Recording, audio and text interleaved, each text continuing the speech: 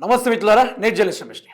మన రాష్ట్ర గౌరవ ముఖ్యమంత్రి వర్యులు గ్యాస్ షార్టేజ్ ఏర్పడుతుంది కదా, దీనికోసం మీరు ఏం చర్యలు తీసుకోబోతున్నారు, తెలంగాణ రాష్ట్ర ప్రజల్ని ఏ విధంగా సిద్ధంగా ఉండాలని మీరు ఆదేశం ఇవ్వబోతున్నారు అంటే, ఓ టీవీ9 ఇంటర్వ్యూలో రేవంత్ రెడ్డి గారు మాట్లాడుతూ ఏమన్నారంటే, ఇతిహాసాల్లో పురాణాల్లో ఏ విధంగా అయితే రాయిని నూరి వచ్చిన అగ్గితోటి ఏ విధంగా ఊళ్ళో ఆ యొక్క కర్రలను కాల్చుకుంటూ ఆనాడు జీవనాన్ని కొనసాగించారో, ద ట్రెడిషనల్ కుకింగ్ అనే దాన్ని ముందుకు తీసుకురావాలి, వెనకటి కాలంలో తిన్న ఆ యొక్క వ్యవస్థని మళ్ళీ ముందుకు తీసుకొచ్చి ఆ విధంగా తినాలని చెప్పే ద గ్రేట్ విజనరీ నాయకుడు మన ముఖ్యమంత్రి రేవంత్ రెడ్డి గారు. మరి ఆయన మాటల్లోనే ఏమన్నాడో మీరే వినండి. ఒక రాష్ట్ర ముఖ్యమంత్రి అయి ఉండి గ్యాస్ షార్టేజ్ ఏం ఏర్పడలేదు, మనకు గ్యాస్ వస్తూనే ఉంది, మనకు రావట్లేదు, నరేంద్ర మోడీ వైఫల్యమా లేకుంటే ఎవరి వైఫల్యం అనే గురించి ఎవరైనా చెప్తారు, ధైర్యం చెప్తారు, లేకుంటే దానిపైన క్లారిటీని ఇస్తారు.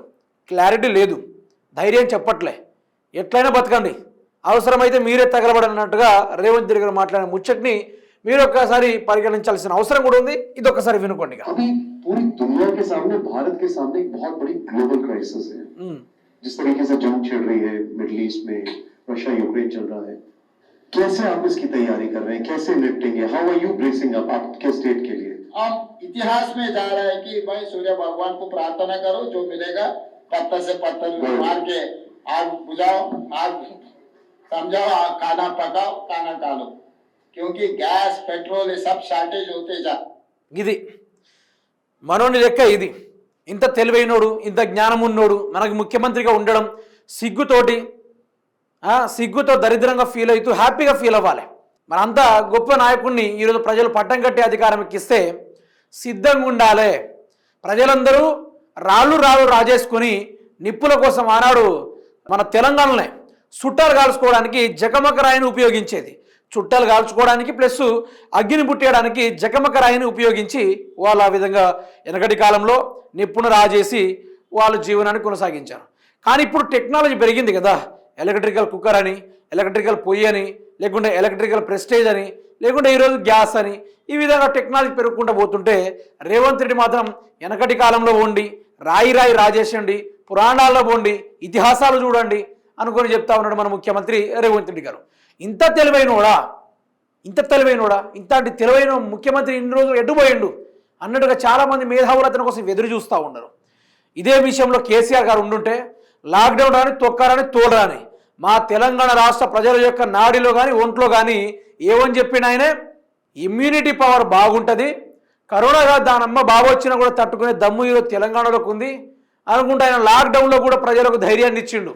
ఎవరు కూడా అధైర్యపడవద్దు, కరోనా ఓ గాలి లాంటిది, గాలి సోకిన తర్వాత మనిషిని తిప్పికొట్టే ప్రయత్నాలు చేయాలి తప్ప దీంతో ఎవ్వరు భయపడకూడదు అనుకుంటూ కేసీఆర్ గారు అట్లాంటి మహమ్మారి కరోనా టైంలో కూడా ప్రతి ఒక్క వెన్నులో వణుకు పుట్టించిన ఆ కరోనా టైంలో కూడా ఈయన ధైర్యాన్ని చెప్పి ప్రజల్ని ముందుకు నడిపించి గవర్నమెంట్ సాగించిన మహోన్నతుడు కేసీఆర్ గారు. కానీ మన ముఖ్యమంత్రి రేవంత్ రెడ్డి గారు నిప్పు రాజేయండి గిట్లానే ముచ్చట్లు మాట్లాడతాడు. యువకులనేమో అదే కేటీఆర్ గారు 4 చిల్లర పైసలు ఇచ్చినట్టున్నాడు తాగడానికి, అందుకని అవి ఓయి పోరగాళ్ళు నిరుద్యోగులు అనుకుంటూ ఆ డ్రామాలు చేస్తున్నారు అనుకుంటూ నిరుద్యోగులు ఆ విధంగా. మహిళలు అయితే ఏ విధంగా చూస్తున్నారో మీ అందరికీ తెలిసిందే.